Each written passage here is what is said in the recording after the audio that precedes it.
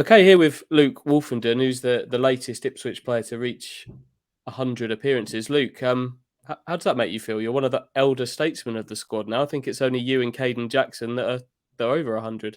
It's not bad going, is it? Yeah, it's something to be proud of. It's my local club, so obviously, to be fair, nowadays there's not many players that play 100 appearances for one single club. There's a lot of chopping and changing, but it's something I can be proud of. Yeah, does stats and that kind of thing mean that much to you? To be fair, I didn't actually know I was that close. To be fair, until probably about 2 weeks ago. It's just not really something I've ever really thought about. Really, I've just kind of just play game by games and take them as they come. Yeah, we're obviously going all the way back to August of 2017 for your debut. It's quite a long time ago, and it's you had kind of a little run where you had a few games here and there, but it's the last 2 or 3 years where you've really racked up the numbers, isn't it? Yeah, I think probably first season we were down in League One, and probably this season is the most I've played. Really, I think last season I had a few injuries, I was in and out. But yeah, like you said, last 2 to 3 years is where I've got the bulk of it. Obviously, made my debut a fair whack back now, but yeah, last 2-3 years is where I've chalked up the numbers. Yeah, I'm just going to flick up a little picture of you. That's your Ipswich Town debut away at Luton in the Cup in 2017. How does it make you feel looking at that? I still remember the game, to be fair. I was on the bench. I think Webby got injured, then he came off at half time. Yeah, and it went from there, really. You nervous? You don't strike me as the kind of guy that would have been nervous before that game at all. I don't really. To be fair, I wasn't expecting to play. Obviously, defender on the bench never really come on, and just doing the. I remember sitting on the bench halfway through the first half, and Chamber kind of gave me a look as if to say, like, Webby's struggling here. You need to get ready. And then, like, throughout half time, didn't really think. I thought Webby was going to carry on. And about 5 minutes into the break of half time, she got her lids, told me just go down the tunnel and get changed up. So I didn't really have time to be nervous, to be fair. Yeah, that must have been a really big night for you, though, for any lad that's come through the academy to make that debut. So many of people that you'd have known along the way wouldn't have made it even as far as that one game, I guess, through the academy. So that must have been huge. Yeah, coming through the academy, it's always the kind of the main thing that you look for is the first one, making your debut, and then so like you said, it's a stage that not many people get to. So to get there was massive for me. Yeah, they definitely don't make it to 100 very often. I tell you that. So did you ever dream that you'd make 100 Ipswich Town appearances once you made that first one? No, not really. It's that the way football goes now is, especially looking at players that have gone through before me, they've either been sold on or not quite kicked on to cement a place in a team. So no, it wasn't really something that I thought, to be fair, whether it be, not playing due to managers not picking you or whether I was, close to leaving or not, it wasn't something that I ever thought I would see, to be fair. Yeah. Just going back to your debut one, again, I think Tristan Nydam made his debut that night as well. Yeah. So a big night for both of you. That must be really hard. Obviously, it's really tough for Tristan, what we've learned in the last couple of weeks about his career coming to an end. But for you and the likes of Flynn and Andre, who all came through together, that must be really, really difficult sort of to take for a friend. Yeah, when he it was kind of one of the things, when he was speaking about it to us, and you're kind of thinking, like, it gets you down a bit, to be fair, but then you see him and he was kind of upbeat, and he's always quite positive, and to be fair, the players that, there's a lot of new lads that came in the summer didn't actually realise how good he was until they actually sit down and ask, like, he was playing champ under Mick, he was starting ahead of Flynn, for like a lot of the games, at a young age. So to have your career taken away by an injury like that over a nothing tackle in pre-season, he's a better man than me for swallowing it, because I'll be still raging, to be fair. Yeah, he seems in a good place with it. How does this picture make you feel? I've shown loads of people will be aware of this picture. It's a really nice one of if you're just listening on the audio, it's just Flynn, Luke, Andre Dezelle and Tristan Nyden before the West Ham friendly in 2018, I think it was. You all played so well that day. It really felt like a special day, sort of watching on that this young core was coming through. You're going to get me emotional here now. Yeah, it was a great day. That, to be fair, it was literally, I said it a few times. To be fair, like that kind of when Hurst was here was kind of like what we thought was going to be our chance, and it never really materialised like that. Me, Tris went out on loan. Dozer had his injury problems, and Flynn was probably the only one that really played regularly. So it didn't really work out how we wanted it to. But that day was just a great day for us. You through under 12s was when I joined. So to end up playing first team then with your friends, at least even just for one appearance, was just unbelievable. Yeah, sadly, the four of you never played a single competitive game, all of you together, which seemed unthinkable that day because you all four of you played so well. Yeah, football, you can never really predict what's going to happen. I think even if you'd asked people in November if I'd have ever made 100 appearances the way it was going for me, didn't really look likely, but things can change like that, just drop of a hat. But after that, I think we was all, happy with the way that we played. It was against, a good side. So to come after it and never play together again is obviously a bit disappointing, but like I said, it's the way football goes sometimes, isn't it?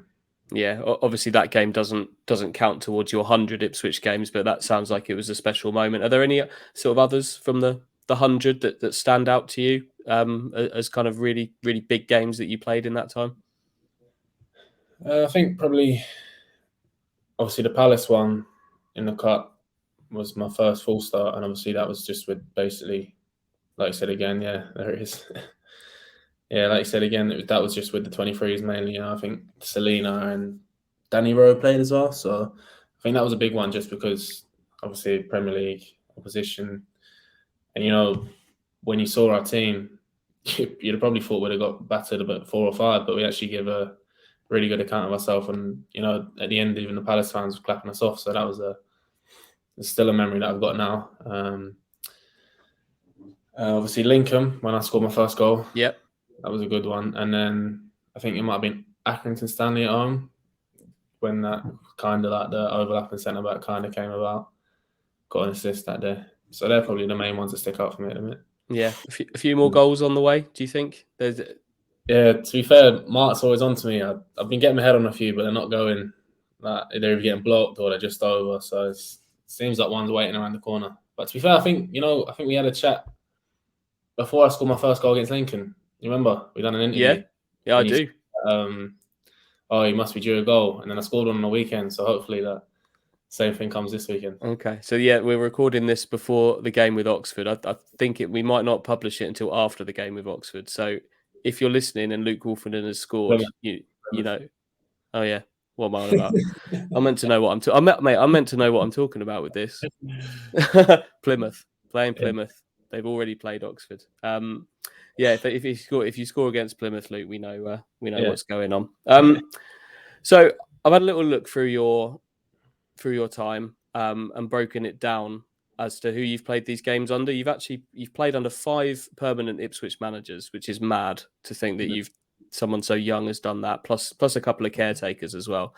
So that's the breakdown there. 200 Mick McCarthy, 1 under Paul Hurst, 53 under Paul Lambert, 24 with Paul Cook, 16 with Kieran McKenna, and then 2 each for caretakers John McGreal and Brian Klug. So obviously Paul Lambert is the biggest number on that list. But who out of those 7 men on there would you say has been the biggest influence in your career so far?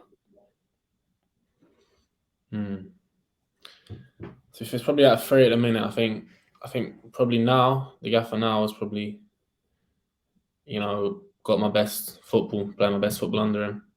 Obviously, I've worked with Bry for a lot, and he's through when I was younger, and he always had that belief in me. Even when I was younger, and I wasn't actually, like I was a first year scorer, and I wasn't actually playing that much, but he still always would speak to me, always had that belief in me. And even just Mick McCarthy, I only played 2 games under him, but I trained with him quite a lot. So he was kind of the first one that really even the men that he had in the team kind of taught me what you need to play for Ipswich Town and stick around, because they had Chambo, Scousy, like a whole core of the team that had been there for a while. So I think it's probably the longest influence would be Bry, but then it's a toss up between Mick and the gaffer now as to who's the biggest influence. Yeah, we'll talk about Kieran McKenna a little bit later if that's okay. I didn't expect. I'll be honest. I didn't expect you to say either Paul Cook or Paul Lambert. I expected you to say Brian Klug. Oh, you're smiling. We won't go any further into it. But I thought you would say Brian Klug, which has always interested me because he's obviously been a big figure for so many of you guys for so long. What is it about Brian that's kind of helped so many players along the way? I think you've just got that respect for him, really. You don't. It's as if, if he has a chat with you, you really take it on board and you don't want to let him down because you kind of see him as that respectful figure around it because he's not one that he can give you stern words, and when he does, you know what you need to do. It's not as if he's just shouting for the sake of shouting. He's quite considered with his approach, which I've always liked. Yeah, well, that's managers. What about teammates over that period? You'd have had, goodness knows how many teammates you'd have had over that time, a lot. But who stands out to you as being the sort of the big influences on you over that time? I can guess a couple that you might say. Yeah, well, Chamber, obviously. I mean, playing alongside him, I used to clean his boots when I was 16 to 18. I cleaned his boots for 2 seasons, so obviously he's always helped me. And to be fair, he still texts me now. Scousy was someone that I always just liked to watch, just because he was kind of the polar opposite to Chamber. Chamber he would play well, but he'd always bark orders as well, as in like he was a leader by the way that he speaks. Whereas when you watch Scousy, he's more kind of a bit more like me. He just plays about his game, leads by example, tries to do the right things on the pitch without getting worked up. He's always got. So them two obviously had a massive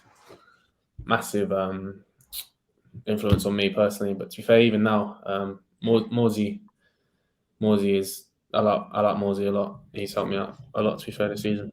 Yeah. We'll talk about Sam in a minute, but what were you like as a boot cleaner? Were you good at that? Did Chambo tip you well? He did tip well, to be fair. Which to be expected. Yeah, to be fair, I forgot a few times, but even then, he was always sweet to me because he knew what I was like. I was a bit dopey back as a kid. When you're just sitting down and you hear someone shout your name, you're like, oh, no. Like, I knew what it was straight away. I'm like, oh, sorry. Okay, but yeah, he was ledge. Really is top man. Yeah. How's he different to, obviously, that the captain now is Sam Morsey? They seem to me, I've obviously know them very differently to you do on a much lesser level, but they seem very different in terms of character, but equally strong as leaders.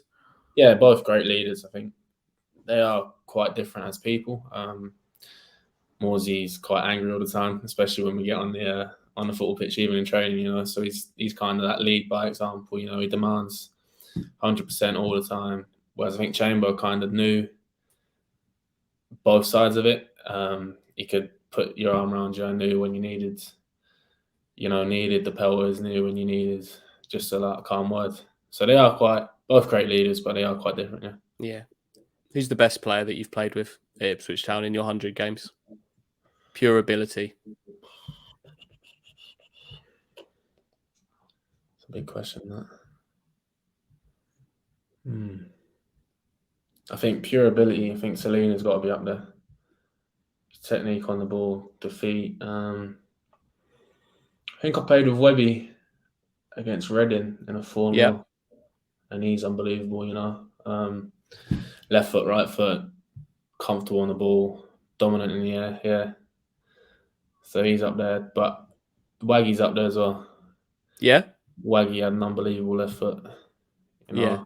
Little things in training, like dink the keeper from the edge of the box or whip it bins. So I think probably Selena or Webby. I forgot my goal trick as well. Did I play everyone? You must have done. You probably in those couple of. I think you played in that game at Luton, actually, from memory. Yeah, you probably played with him then.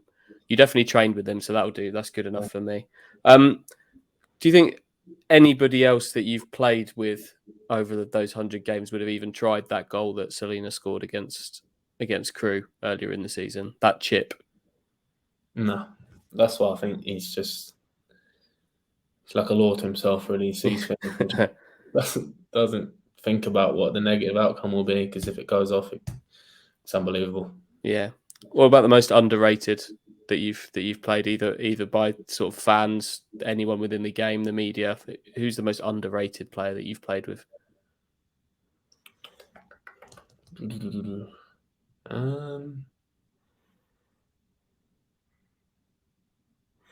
think Doz is up there. Yeah. Yeah. I'm going to have to put Flynn and go back to our last question and say Flynn's definitely the best I played with, actually. He is unbelievable.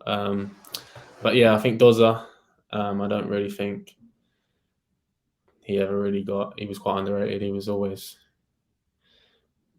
underrated. Scusi, it's because of the work he does, kind of goes unnoticed because he tidies up and he keeps it simple. Didn't really score a lot of goals as a midfielder because of the work that he done for the rest of the team.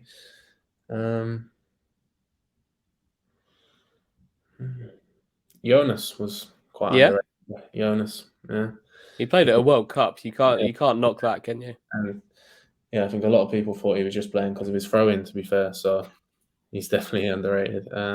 Mate, his throw-ins were useless for Ipswich. When he played for Denmark, they were incredible. They never did anything for Ipswich. But yeah, he was underrated. Yeah, I'd have to go 1 and 3. Yeah, I think Andre and Flynn would love this manager, wouldn't they? If they were playing under this manager now. Oh yeah, definitely. Yeah. Yeah, it's a shame that obviously they've gone on to higher leagues, and Flynn's probably looking like he's going to go again to another higher league. So obviously for them it's brilliant, but I think for us it would have been unbelievable them to hear with the gaffer now, especially the way we play. Yeah. What about the most bizarre teammate, the strangest character, the oddest guy? There must have been a few of them along the way as well. Yeah, a few. Nors is up there. He's a strange geezer. I think Nors is the stand-up one. Yeah. He came in. He's bonkers. Yeah, Nors is just the only one I can think of at the minute is just Nors. Fair enough. Look, you played 100 games from the academy. There are only 10 of you that have managed that since the academy kind of properly opened as the academy in the late 90s. So 10 homegrown players have made 100 appearances. Do you reckon you can guess any of the other 10 on that list? Did Miles do it? Yep, Miles. He's one above you.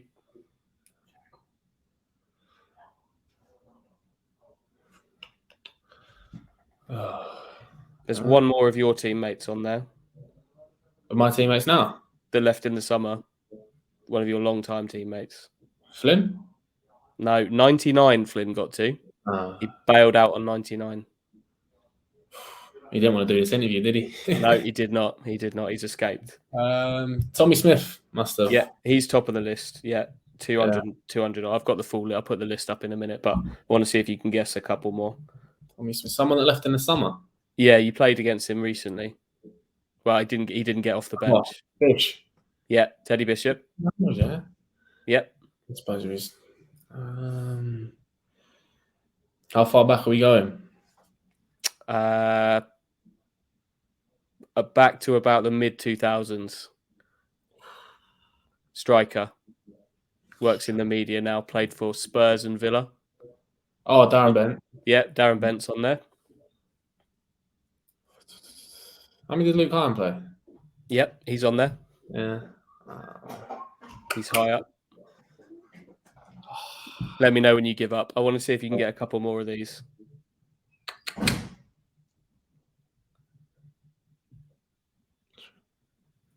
Connor Wickham would have played 100, would he? He left No, he didn't. No. Can't think. Let's put the list up. Here we go. So that is it. That is the 10. So it's Tommy Smith, Owen Garvin, Matt Richards, Luke Hyam, Darren Bent, Danny Haynes, Ian Westlake, Teddy Bishop, Miles Kenlock just creeping in, and now you, Luke Woolfenden. So there's only 10 of you. It's quite a big achievement. It is 267. Yeah. Wow. You got a way to go to catch him, but a few more seasons. Yeah. But yeah, good company. So looking to the next 100, hopefully. You're obviously doing that now under a manager, Kieran McKenna, who's playing you every week, first and foremost, which is the first goal. And is it fair to say that you might not be here now if Kieran McKenna wasn't here? Do you think that would have been possible? I think it would have probably been certain, to be fair. It was either.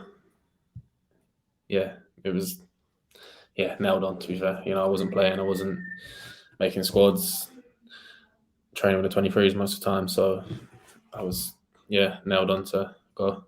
Yeah, how would that were you kind of beginning to kind of face up to that, beginning to think about what might be next?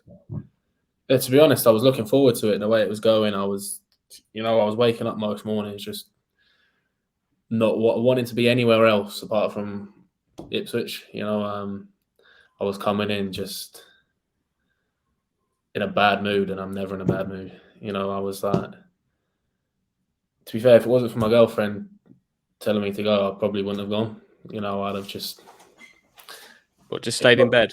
Yeah, it got to the point where I was hating going to football because it seemed like no matter what was going on, what I was doing, it just didn't affect anything. So you get to a kind of a stage where you're thinking, I need to go here because my head's in a bin and like whatever happens, nothing's going to change.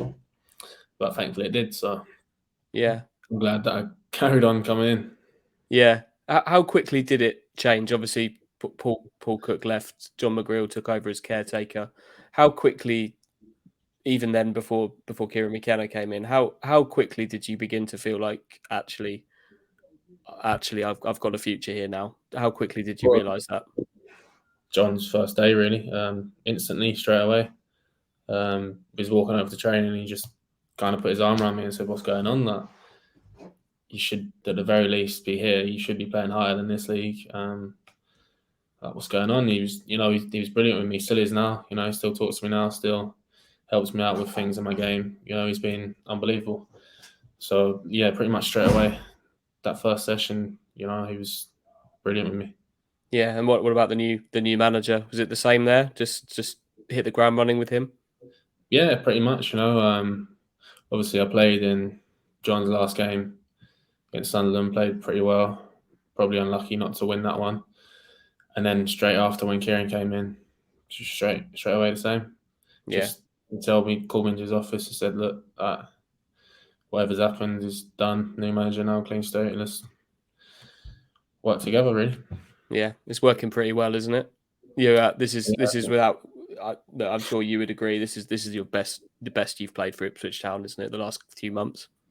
Yeah, 100%. I think probably when I first broke in and now is probably the two best patches of form that I've had for Ipswich, and it's no coincidence that it was probably the best. I was enjoying my football. It comes hand in hand together. Yeah. What's the manager done to kind of get you to that point? Is it coaching? Is it just showing you a bit of love and respect on a daily basis, or how has it got to this point? Yeah, I think it is just that. I think everyone needs a bit of love sometimes, and then even the sessions now, I think even if you ask the players that aren't nailed on starting week in, week out, what the sessions are like in training, they'd still turn around and say it's good, which probably wasn't the case, under previous managers. Yeah. Is the vibe around the training ground as good as it seems kind of from the outside? Every time we speak to any of you. Yeah, it really is flat. I mean, everyone's like full of confidence. You can see it even in training, like the passages are played at breakout occasionally. It's just, it really is top level. So even the mood around the training ground with everyone is really hard at the minute. Yeah, and obviously we're talking before, definitely Plymouth. You're playing tomorrow, not Oxford. Just to be clear, you're playing Plymouth. We're talking before that game. You'll be listening to this afterwards. Hopefully, we're talking about 3 more points on the board there. Really tough ask to do it this season, but there's every reason to go into the summer feeling so confident about how life is at Ipswich now, isn't there? Yeah, I think even off the pitch, the improvements they're doing down at the ground with the dugouts and whatnot. So I think on the pitch, off the pitch is probably a great time to be an Ipswich fan, which after the years that they've had, to be fair, it's overdue. So yeah, even if, worst case scenario, we don't make the playoffs this season, in the summer it's going to be massive. The atmosphere is going to be buzzing because everyone's going to be excited because they know what we've done, since the gaffers come in. Yeah, and for you, it's kind of, I guess, the first goal on the road to 200 appearances is to make sure the next 50 or so of them are part of a promotion-winning team. That's what you've always wanted to do as an Ipswich player, isn't it? Get them back to the Championship. Yeah, I think it's that's why I signed a new deal. I've always wanted to get promoted with Ipswich and get them back to the Championship. It's a level that a club this big deserves to be at. But as players on the pitch, we've got to make it happen. Yeah. Just before we wrap up, I'm going to ask you one more question. Given that we're recording before the Plymouth game, we'll publish it afterwards. So, do you want to give me a prediction for the Plymouth game? What's the score going to be tomorrow, and who's going to be the first goal scorer? Let's see how good you are with the crystal ball. I'm going to go 1-0, and I'm going to score. Bang! Now, if that comes off, that's incredible. I was linking that, wasn't it? 1-0, and then I scored. Did we go top of the league after that? We did, didn't we? Yeah, I think so. 1-0, I'm scoring. Right, let's leave it at that. Thank you very much, Luke, and congratulations on 100 Ipswich Town appearances. And should we do another one of these at 200? Yeah, why not? Be rude not to. Sounds good. Thank you, Luke. Cheers, mate.